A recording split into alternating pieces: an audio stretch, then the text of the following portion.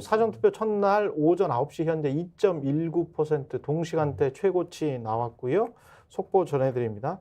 근데 이런 생각도 들어요. 그러니까 한동훈 비대위원장이 사전투표 반드시 해라. 그래서 이길 수 있다. 뭐 이런 이야기를 하잖아요. 이런 어떤 분위기를 감지한 것 아닌가 그런 생각도 듭니다. 제가 자주 가는 매일 단골로, 매일은 아니죠. 한 2, 3주에 한 번씩 단골로 가는 그 미용실이 있는데 미용실 원장님의 어머니가 지난번에 이제 윤석열 대통령을 찍으신 거예요. 근데 이번에는 투표를 안 가신다고 그랬대. 어머니가. 포기요? 예, 포기. 그래서 이제 이 원장님은 40대예요. 그래서 원장님이 왜 지난번처럼 가서 투표하지 그래? 뭐 이렇게 이제 약간 놀리듯이 어머니와 딸이니까 그렇게 이야기를 하니까 이번에는 그냥 볼란다.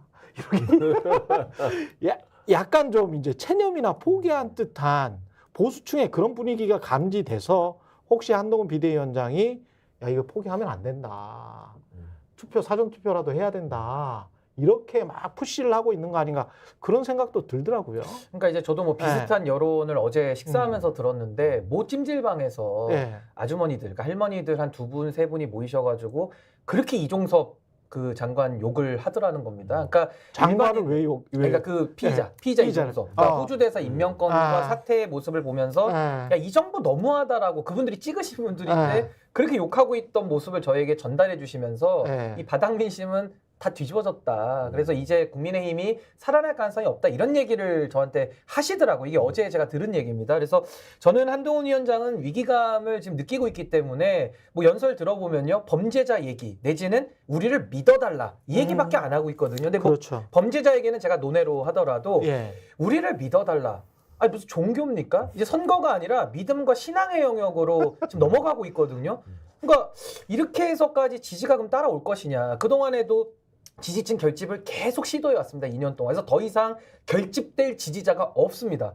근데 지금 선거 막바지까지도 계속 지지층 결집만 하고 있어요. 그러니까 저는 안 되는 짓만 계속 하고 있기 때문에 이번 선거는 국민의힘이 저는 뭐 엄청 어려운 선거를 겪을 것이고 저는 그 자업자득 아니겠습니까? 본인들이 지금까지 해온 게 있고 거기에 따른 성적표를 받는 것인데 아니 그동안에 이런 성적표 받기 싫었으면은 열심히 학교 다니고 열심히 공부하고 성실했었어야 되는데 그동안 맨날 학교 와서 놀고 떠들고 이웃 학생 때리고 이거밖에 안 했거든요. 있을 때 잘하지. 그러니까 지금 퇴학을 명 받기 직전에 와 있다라는 그렇죠. 생각이 좀 듭니다. 그러니까 이제 저도 동감하는 전체적인 흐름을 보면 한동훈 비대위원장의 메시지를 보면은 거기서 나타나는 것 같아요. 최근에 보면은 그 개헌 저지선 얘기를 해요.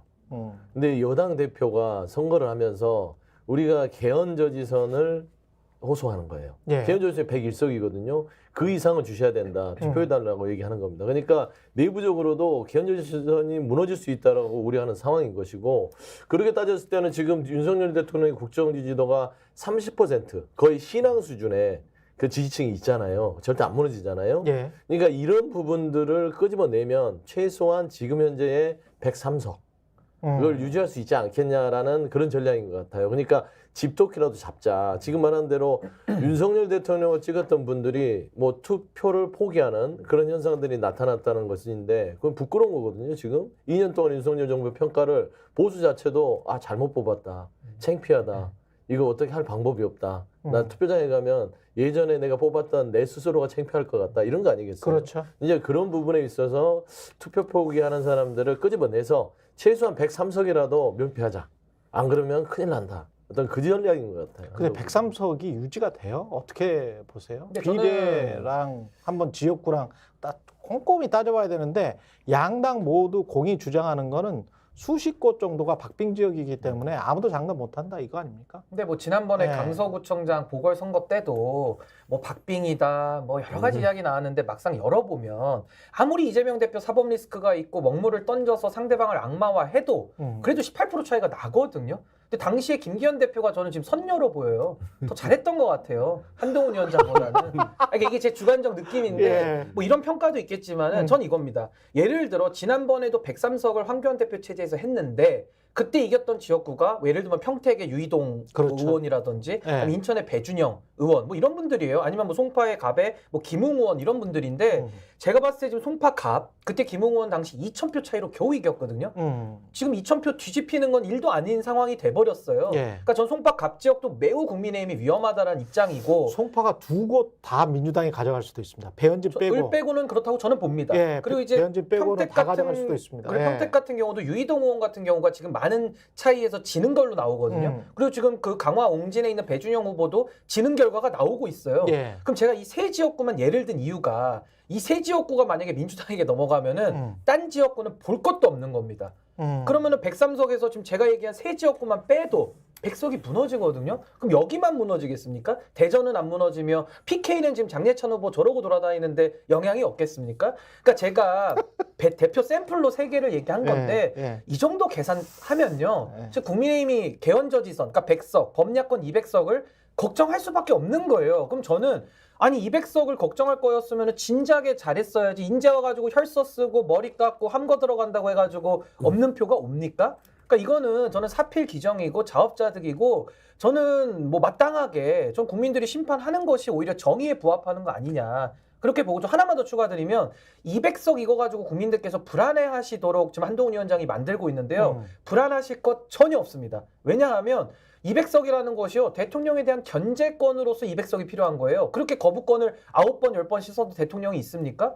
거기다가 대통령이 그동안에도 맨날 제의도 하고 탄핵도요. 대통령이 이런 식으로 범죄자들을 우대하고 범죄자들을 호주대사로 보내는 정권이 있었습니까? 그렇다 그러면은 국민들께서도 200석을 야권에 주고 국회에 권한을 줘야 윤석열 정권의 그런 여러 가지 무도한 점들이나 불법적인 면들에 대해서 진실규명이 가능한 필요 최소한의 수다. 이렇게 생각을 하지 이걸 야당에다가 힘 실어준다 이렇게 생각 안 합니다. 오히려 국정의 안정이 될 수 있어. 그렇죠. 네. 그러니까 이제 제일 중요한 것은 민주주의가 무너진다. 네. 그걸 지키는 거죠. 그러니까 민주주의라는 것은 권력은 국민한테 있는데 마치 윤석열 대통령 본인이 왕처럼 마음대로 하거든요. 이건 민주주의가 아니잖아요.